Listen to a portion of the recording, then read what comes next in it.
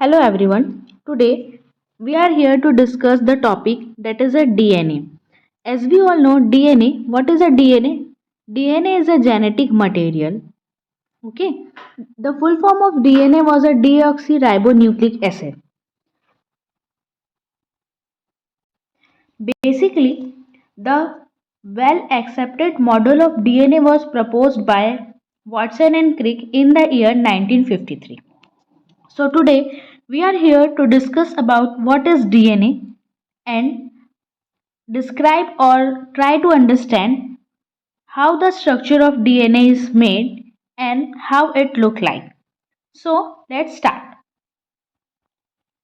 First we have start with the introduction point that there are two type of nucleic acid, namely called as deoxyribonucleic acid as a DNA and ribonucleic acid as a RNA. Primarily, nucleic acids serve as a respiratory and transmitter of genetic information. As we all know, DNA carry information from one generation to another generation.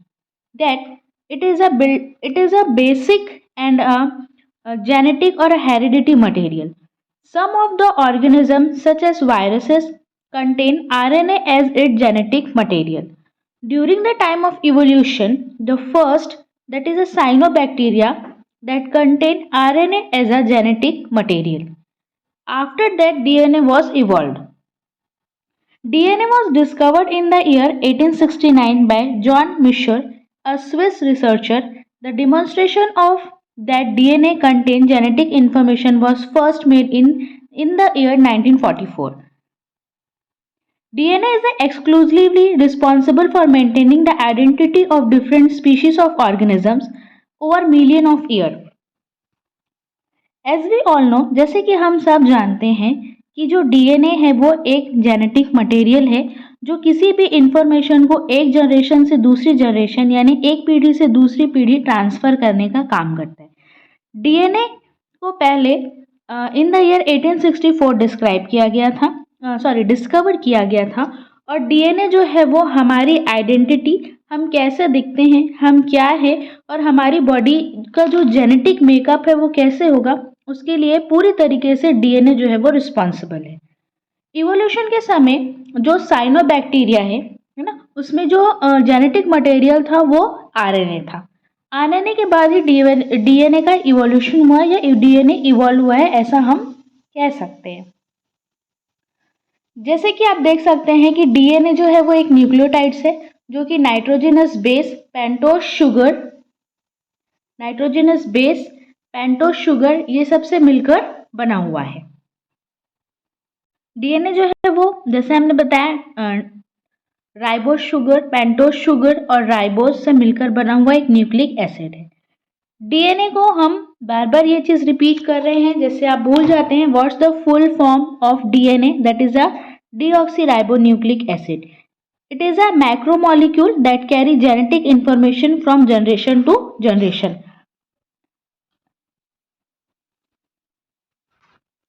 Deoxyribonucleic acid, इसको हम as a definition भी ले सकते हैं। It is responsible to preserve the identity of the species over million of year. DNA में be regarded as a reserve bank of genetic information और memory bank. हम DNA को reserve bank of genetic information, इसके साथ साथ memory bank भी कह सकते हैं। DNA is more stable as compare to RNA. अगर हम डीएनए और आरएनए दोनों जेनेटिक मटेरियल्स में देखें तो जो डीएनए है वो ज़्यादा स्टेबल होगा एज कंपेयर टू आरएनए। ये ड्यूरिंग द इवोल्यूशन प्रोसेस ये क्या हो चुका है, एक्सपेरिमेंटली प्रूफ हो चुका है। DNA is preferred as a more stable molecule for long-term respiratory of genetic information. The biological information flow from DNA to RNA and from to their proteins. This is the central dogma of life. As usually, हम कह सकते हैं what is a central dogma? When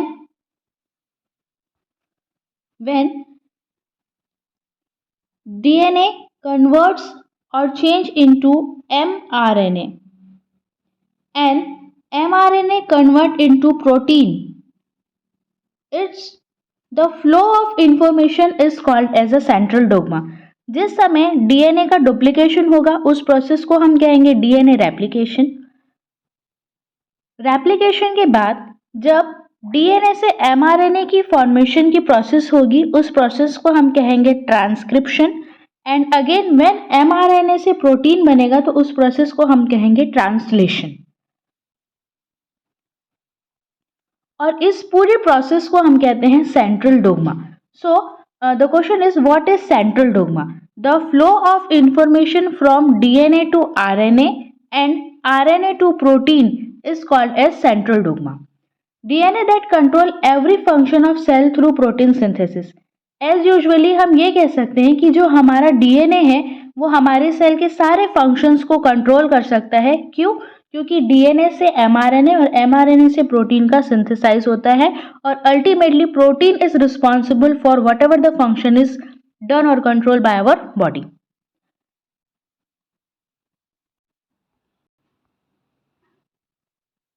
अभी तक हमने जो भी यहाँ पर समझा और सुना वही हमने स्लाइड पर बताने की कोशिश की है। शॉर्ट में एक नोट्स कह सकते हैं आप। Then nucleotides are compose of nitrogenous base. जितने भी न्यूक्लियोटाइड्स हैं वो नाइट्रोजनस बेस से मिलकर बने होते हैं। नाइट्रोजनस बेस में हम इंक्लूड करेंगे pentose sugar, phosphate. DNA molecule are made up of three nucleotides. DNA molecules जो है वो 3 न्यूक्लियोटाइड बेस से मिलकर बने हैं, essentially nucleobase, sugar and phosphate. The term nucleoside refer to base plus sugar. Nucleosides जब भी हम कह रहे हैं तो आप समझेंगे न्यूक्लियोसाइड्स का मतलब है बेस प्लस शुगर। दस nucleotide is nucleoside plus phosphate. जब हम न्यूक्लियोसाइड कह रहे हैं तब हम बेस और शुगर मॉलिक्यूल्स को इंडिकेट कर रहे हैं। जब हम किसी को न्यूक्लियोसाइड कह रहे हैं तब हम बेस और शुगर मॉलिक्यूल को इंडिकेट कर रहे हैं, जबकि जब हम न्यूक्लियोटाइड कह रहे हैं तो हम न्यूक्लियोसाइड एंड फॉस्फेट को इंडिकेट कर रहे हैं। The nitrogenous base found in nucleotide are aromatic heterocyclic compounds. जो नाइट्रोजनस बेस में हमको न्यूक्लियोसाइड्स मिलते हैं, न्यूक्लियोटाइड्स मिलते हैं, वो एक एरोमेटिक हेट्रोसाइक्लिक रिंग कंपाउंड है जो कि 2 टाइप्स में फर्दर डिवाइडेड है। First one is purine and second one is pyrimidine.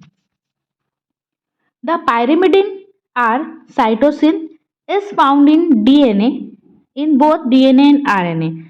अगर आप पायरिमिडीन की बात करेंगे तो जो साइटोसिन जो है वो हमें डीएनए और आरएनए दोनों में मिलते हैं, जबकि however the nucleic acid differ with respect to second pyrimidine base। जबकि डीएनए एंड आरएनए में हमें एक पिरामिडिन जो है वो क्या मिलेगा, डिफर मिलेगा, जिसकी वजह से उसका स्ट्रक्चर जो होता है वो चेंज होता है। ठीक है, and that pyrimidine is uracil। DNA contain thymine whereas RNA contain uracil. Cytosine हमें डीएनए में भी देखने को मिलेगा और आरएनए में भी देखने को मिलेगा। ठीक है, जबकि सेकेंड पायरिमिडीन थाइमिन हमें सिर्फ डीएनए में देखने को मिलेगा और थाइमिन की जगह में यूरासिल जो है वो हमें आरएनए में देखने को मिलेगा। ठीक है, the 5 carbon monosaccharide pentose are found in nucleic acid structure. RNA contain D-ribose while DNA contain deoxyribose। 5 carbon का मोनोसैकेराइड जो पेंटोस शुगर है वो हमें मिलेगा। आरएनए में हमें जो पेंटोस शुगर मिलेगा वो होगा डी-राइबोस, जबकि डीएनए में हमें जो पेंटोस शुगर मिलेगा वो होगा deoxyribose. Ribose and deoxyribose differ in structure eight C2-deoxyribose has 1 oxygen less at C2 compared to ribose. हम ये कहना चाह रहे हैं कि राइबोस और डीऑक्सीराइबोस में सिर्फ सेकेंड कार्बन के स्ट्रक्चर में डिफरेंट होगा। डीएनए में यानी डीऑक्सीराइबोस में जो सेकेंड कार्बन के साथ जो अटैच होगा वो ऑक्सीजन होगा। ठीक है, ऑक्सीजन जो है वो ज्यादा होगा एज कंपेयर टू राइबोस। यहाँ पर आप स्ट्रक्चर देख सकते हैं जैसे कि base, deoxyribonucleoside, deoxyribonucleotide, 5 carbon compound है, मोनोफॉस्फेट, इसको हम एब्रिवेशन के तौर पे ले सकते हैं। Then next, DNA is a polymer of deoxyribonucleotide. It is composed of monomeric unit, namely DAMP, DGMP, DCMP, and DTMP, where DGAMP is dioxyadenylate phosphate monophosphate, dioxyguanylate monophosphate, dioxycytidinate monophosphate, and dioxythymidinate monophosphate. The structure of DNA double helical is comparable to twisted ladder like structure. अगर आप DNA को देखेंगे तो DNA का जो model था या DNA का जो स्ट्रक्चर है वो हमें वॉटसन एंड क्रिक ने इन द ईयर 1953 में दिया था, जिसके लिए इन द ईयर 1962 में उन्हें नोबेल प्राइज मिला था।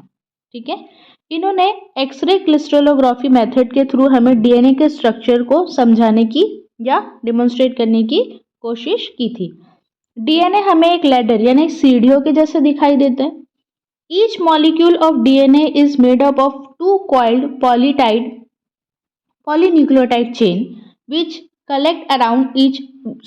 coiled around each other and form a rope like structure. हर एक कॉइल हमें अपने आप में क्या होती है, इस तरीके से रोप लाइक स्ट्रक्चर बनाते हुए दिखाई देती है,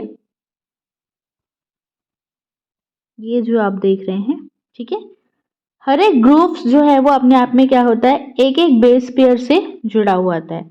yellow colour is indicated for adenine and green colour indicate thymine, while red color indicate guanine and dark yellow color indicate cytosine. In this picture, the DNA is a right-handed double helical. It consists of 2 polydioxyribonucleotide chain twisted around each other. All of the information which the DNA collected or the structural information about DNA is present in the slides. So I am not describe or elaborate it. So you can take the help of this slide and read however the DNA molecules or structure are present. Basic information are given in this video.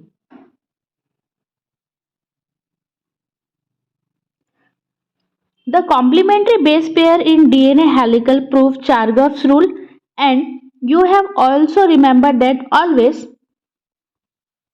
A will pair with T with double bond and G will pair with C with triple bond.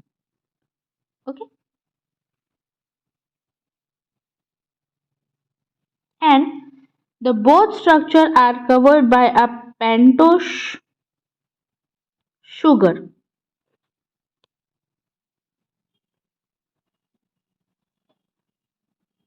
And this pentose sugar is further combined with phosphate group. And the structure are just like when we have tried to understand the blocks here.